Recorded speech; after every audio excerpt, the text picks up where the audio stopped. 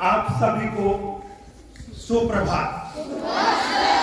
विद्यार्थियों, आज MoD talk के अंतर्गत मुझे 3 बिंदुओं पर चर्चा करनी है।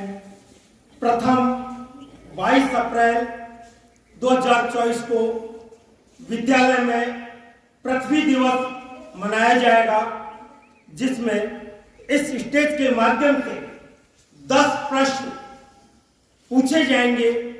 जो भी सही उत्तर देगा, ज्यादा से ज्यादा सही उत्तर देगा, उसका यही निर्णय प्रथम, द्वितीय और तृतीय को पुरस्कृत किया जाएगा। अतः आज से ही पृथ्वी दिवस से संबंधित प्रश्नों को खोज लें और उनको जांच लें, याद कर लें। दूसरा, अभी कुछ दिनों पश्चात विद्यालय में ग्रीष्म अवकाश होगा और उस अवकाश के दौरान हमारे विद्यार्थियों को मैं 2 कार्य के लिए कहूंगा। एक तो आप स्वयं ज्ञानार्थ प्रवेश किए थे, ज्ञानार्थ यहाँ पर पढ़ रहे हैं, ज्ञान को प्राप्त कर रहे हैं, लेकिन इस ज्ञान को जब तक हम अन्य तक न पहुंचाएं तब तक इसका कोई सार्थक महत्व नहीं निकलता। अतः प्रत्येक विद्यार्थी को कम से कम एक व्यक्ति, भले वो घर का ही सदस्य हो, अपनी माँ हो, पिता हो, भाई हो, भाभी हो, छोटी बहन हो या परिवार में और कोई सदस्य हो, पड़ोसी हो, कम से कम एक सदस्य को साक्षर जरूर करें। साक्षर का अर्थ यह नहीं है कि आप उसको पूरी गणित पढ़ा दें, पूरी सामाजिक विज्ञान पढ़ा दें। यदि उसको आपने नाम लिखना, अक्षर भेद भी सिखा दिया तो हम मानेंगे कि आपने उनको साक्षर किया। क्या आप ऐसा करेंगे? कौन कौन विद्यार्थी ऐसा करेगा? और जो ये हाथ खड़ा करा है उसको निभाना भी होगा। दूसरा, आपके घरों में स्वच्छता कार्यक्रम के अंतर्गत टॉयलेट्स बनाए गए हैं। उन टॉयलेट्स का पर्याप्त सदुपयोग हो। अभी कि आप यदि अपने माँ पिता को, अपने पड़ोसियों को इस ओर जागृत नहीं कर पाए तो आप एक अच्छे छात्र नहीं हो सकते, एक अच्छे विद्यार्थी नहीं हो सकते। व्याकरण, नवोदय और हमारी पेज सेटिंग एक्टिविटीज, गति निर्धारक क्रिया इस बात को दिखाती है कि हम अपना विकास तो कर ही रहे हैं, लेकिन साथ ही साथ समाज के लिए भी उन्नत कार्यक्रमों को अपना रहे हैं।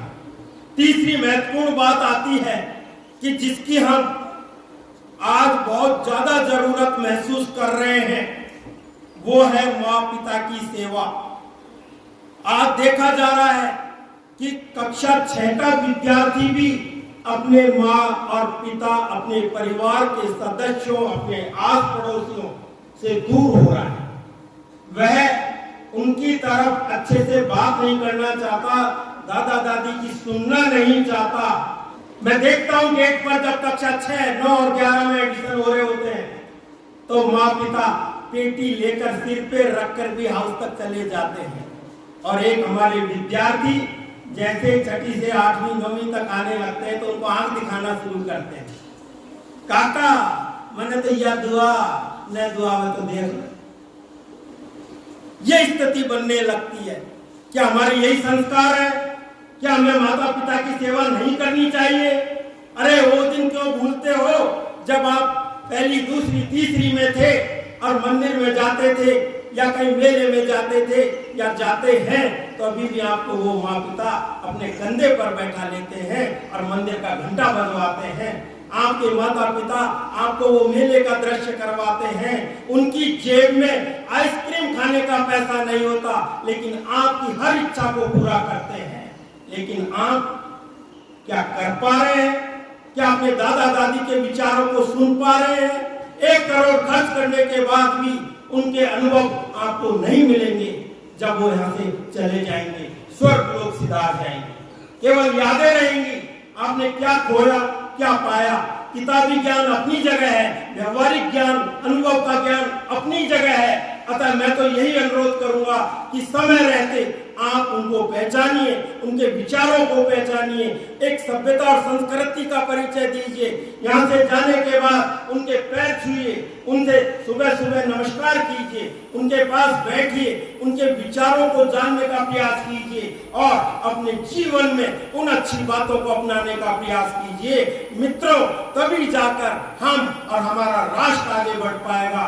यदि इनकी कमियां रही तो फिर हम नवोदय में वैल्यू एजुकेशन की बातें करते हैं, वो सार्थक नहीं हो पाएगी।